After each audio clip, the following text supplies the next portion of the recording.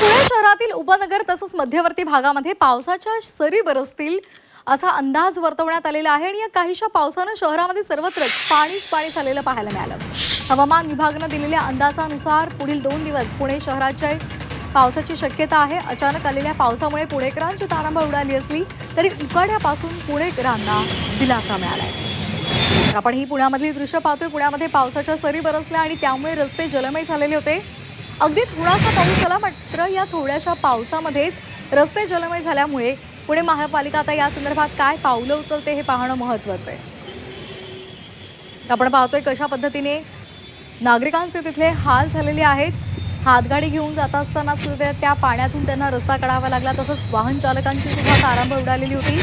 मोठा पाऊस झाला नव्हता, थोडासाच पाऊस झाला होता, मात्र या अवघ्या काही तास झालेल्या पावसांमध्येच ही स्थिती झालेली होती। त्यामुळे येत्या काळात जर पावसाळा सुरू झाला तर कशा पद्धतीने पुण्याचं चित्र असेल या संदर्भात तिथले नागरिक सध्या भीती व्यक्त करतायत।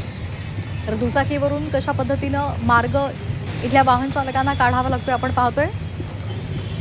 सखल भागामधलं हे चित्र आहे। पुण्यामध्ये कुरसुंगी हडपसरमध्ये पाऊस झालेला होता, त्यामुळे त्या ठिकाणी हे पाणी साचलेलं होतं।